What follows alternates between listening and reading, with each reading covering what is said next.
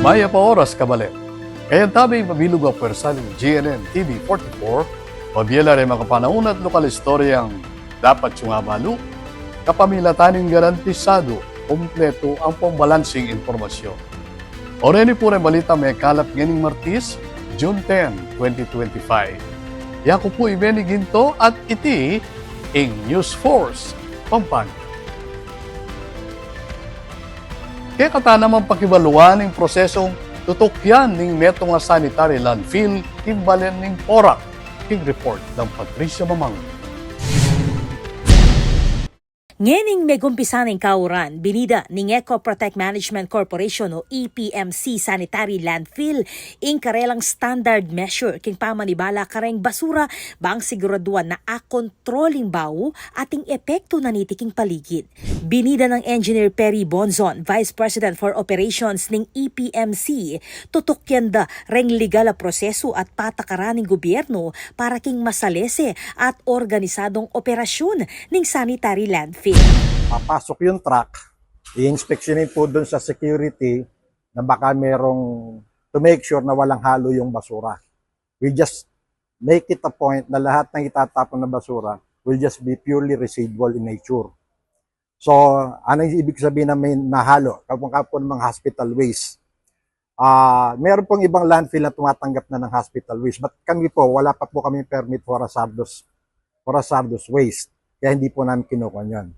So, kung sakasakali po na merong makita na merong halo, pinapabalik namin po yung truck sa source. And then after po, idalagay na yun sa kwan, idadump na yan doon sa kwan, doon sa landfill. So, after that, pag-dump po ng landfill, pag-dump sa landfill, automatic po spray yan ng enzyme.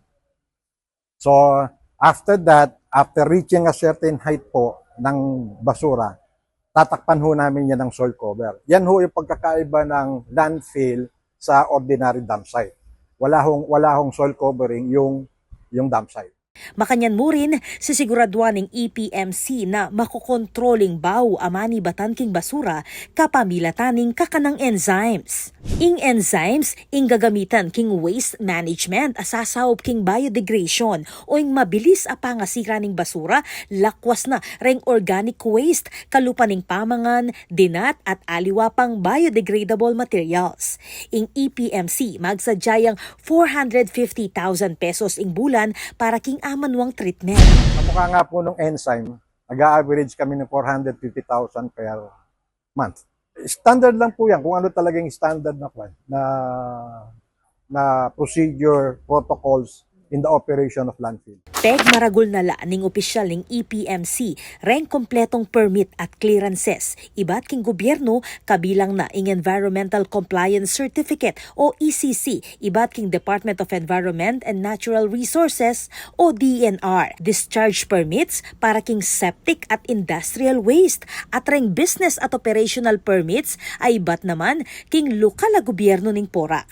At reng ahensyang areti regular la kanong monitor king prosesong gagawa na ning landfill. Apart from the regular monitoring which happens more or less every 3 months, every 4 months, actually po sa totoo lang, naka-schedule lang EMB, DNR na mag-inspect ngayon. Kaya lang kasama yung Provincial Environment Monitoring Unit. Kaya lang meron yatang nagkaroon ng konting appointment sila, kaya hindi sila natuloy. And I expect them to be here sometime within the week. And then, there is also the joint inspection team from the local government unit, which is PORAC, which is being conducted again on a regular basis.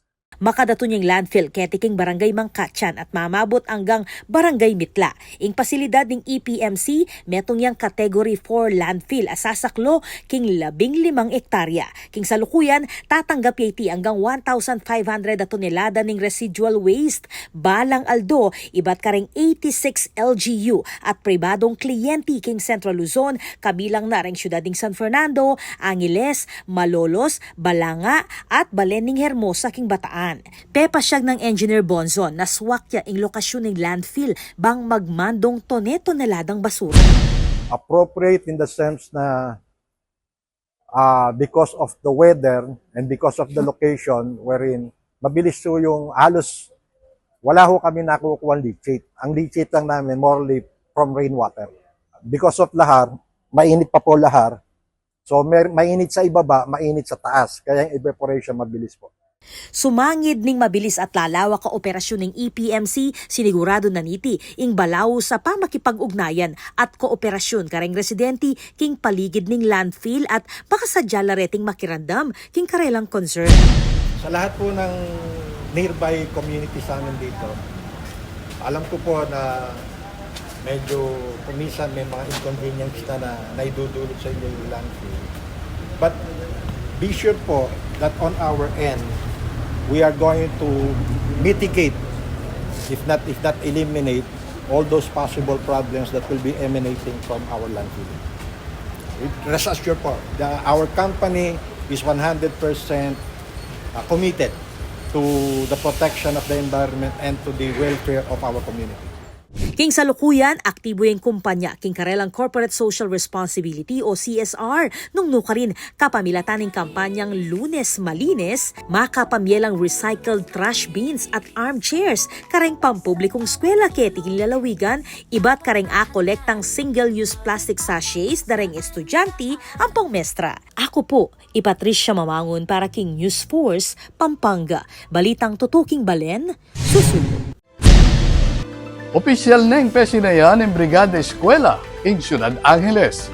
Ay ni-report ng Patricia Mamang.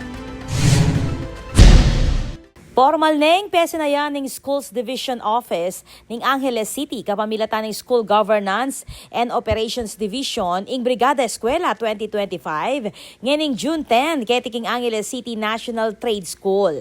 Ing Brigada Eskwela o National Schools Maintenance Week ing banwahan programa ng Department of Education ang magsilbing pamagsadya king pamamuklat ning klase.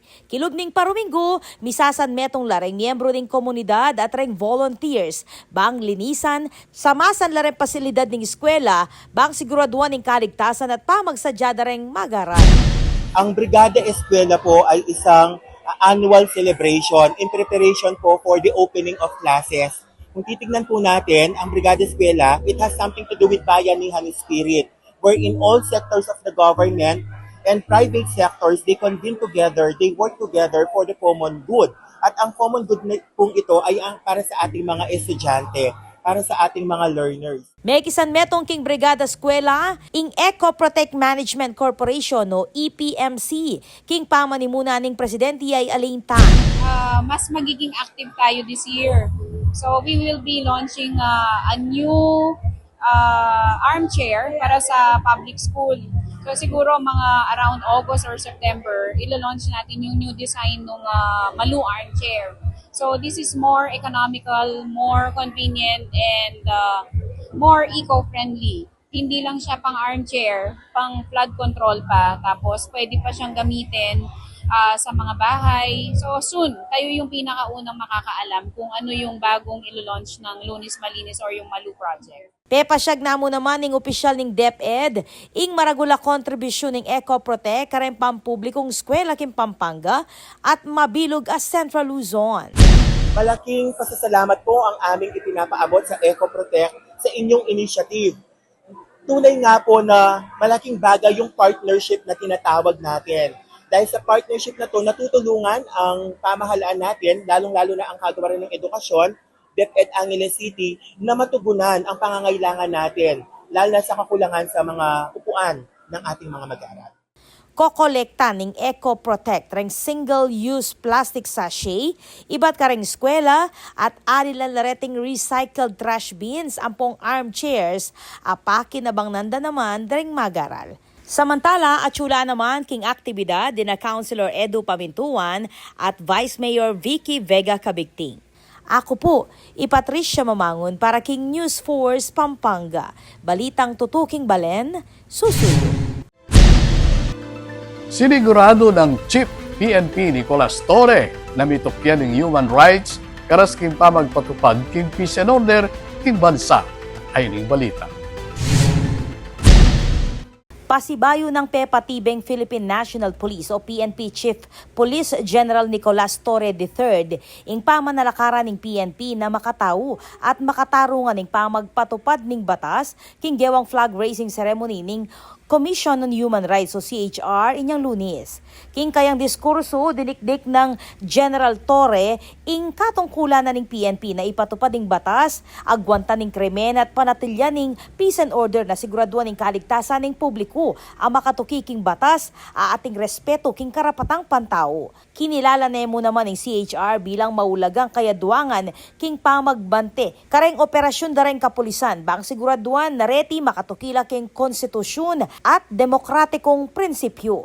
Dininana mo naman prioridad Chief PNP pamangailangang isundo ing pamakiugnayan kareng institusyong karapatang pantao bang apasik na nga ning sistema ning pananagutan at isulong ing makataong paralan ning pamagpulis. Ing pamagbisita ng General Torre king CHR patunay yakano ning pamamuklat ning PNP king dialogo, respeto at kooperasyon kareng institusyon na magsilbing tagapagtanggol king karapatang pantao lalam ning bagong Pilipinas. Ako po Patricia Mamangon para king News Force Pampanga. Balitang tutuking balen, susunod. Ating pa mga paling balita king pamagbalik ng News Force Pampanga.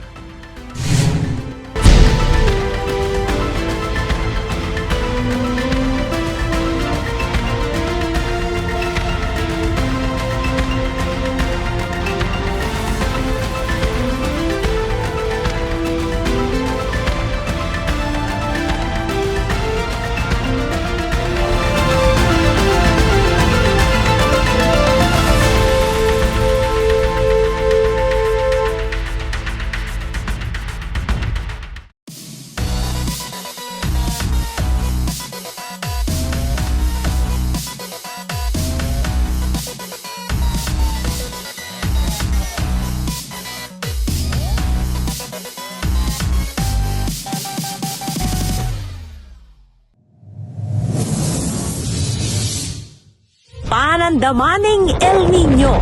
Kuntoro papali o mitatasing temperatura, daragul mo naman ing pamangailangan king kuryente. King daragula demand king kuryente asang kaning paning pamangamit kareng appliances kalupaning aircon, freezer at refrigerator.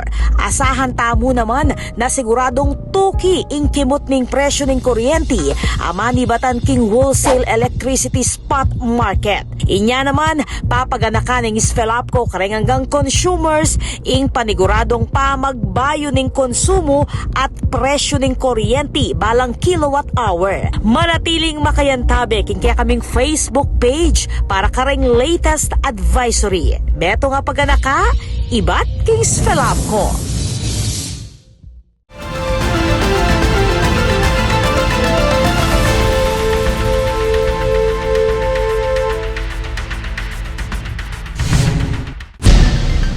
Dili pa rin balitang dapat tamong tutukan.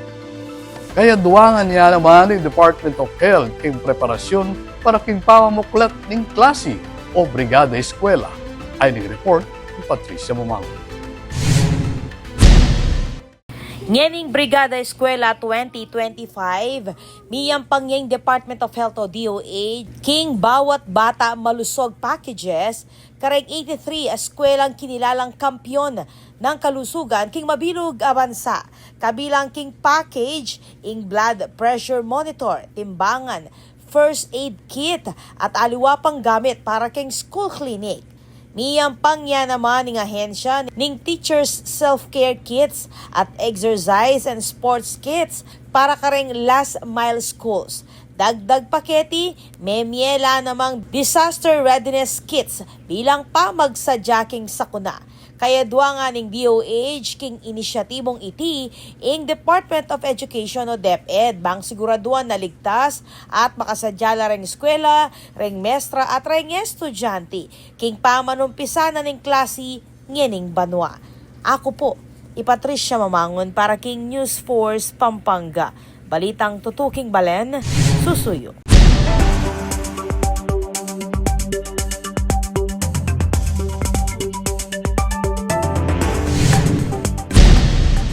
Kaya katamong pakibaluan ng bilin ng panahon king lalawigan, kilog ng 24 oras. Low pressure king par, opisyal ning meging bagyo agpang king pag-asa. Bandang 2 a.m. nang mayakit king party ning Iba Zambales ing may sabing bagyo na alapang lokal alagyo. Uling at Chuya Palwal ning Philippine Area of Responsibility OPAR. At tinyang posibilidad alungob dapot aliya direktang makaapekto king bansa. Ayasahan pa rin ang epekto ning habagat o southwest monsoon ang magpauran king dakal apartin ning bansa.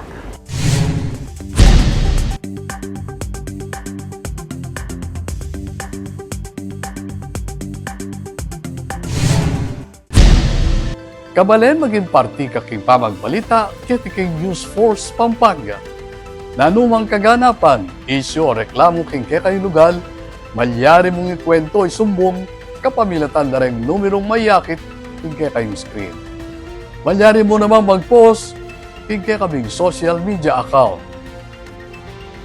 Panalakaran ng News and Public Affairs Team ng GNN TV 44, hingandilan kayong mata sa kalidad ng lokal na pamagbalita bilang panatang serbisyo kaning sablang Kapampangan. Ayal ba nyo lang ining Martis, Rene Calapa Istorya, Ketiking Probinsya.